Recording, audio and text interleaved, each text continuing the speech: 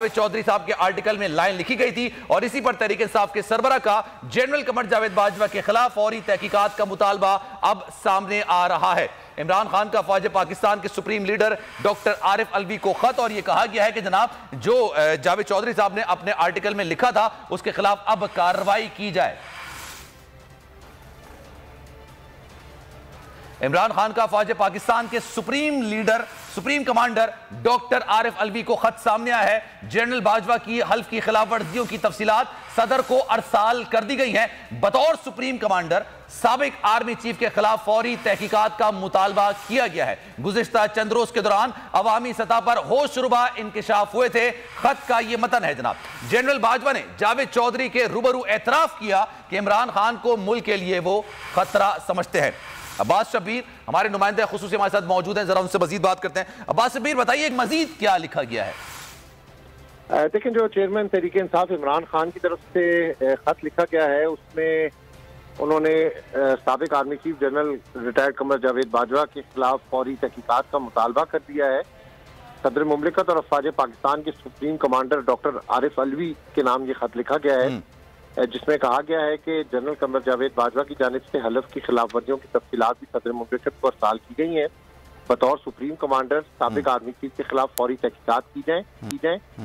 गुज़िश्ता चंद रोज के दौरान अवामी सतह पर नहायत होशरुबा इंकिशाफात हुए हैं। मंजर आम पर आने वाली मालूमात से वाज़ेह होता है कि जनरल बाजवा अपने हलफ की सरी खिलाफ वर्जी के मुर्तकिब हुए हैं और जनरल बाजवा ने जावेद चौधरी के रूबरू एतराफ किया है कि हम इमरान खान को मुल्क के लिए खतरा समझते हैं।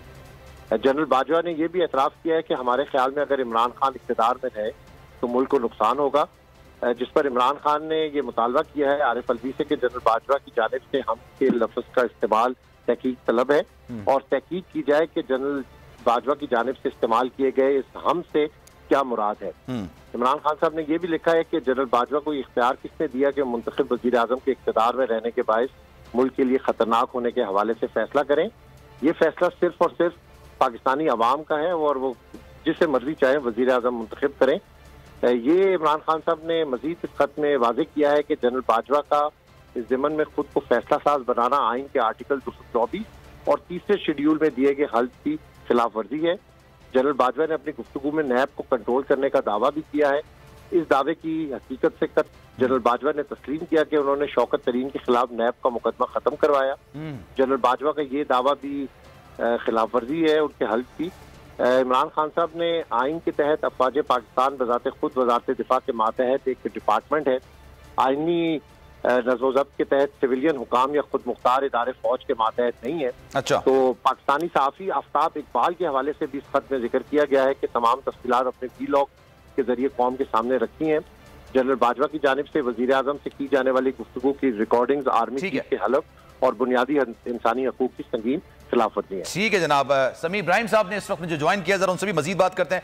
समी साहब, ये अब खत सामने आया है, इमरान खान साहब ने सुप्रीम कमांडर को ये खत लिखा है आरिफ अलवी साहब को और ये कहा है कि जनरल कमर जावेद बाजवा साहब ने अपने हल्फ की खिलाफ वर्जी की है और जो एतराफात उन्होंने जावेद चौधरी साहब के सामने बैठ के किए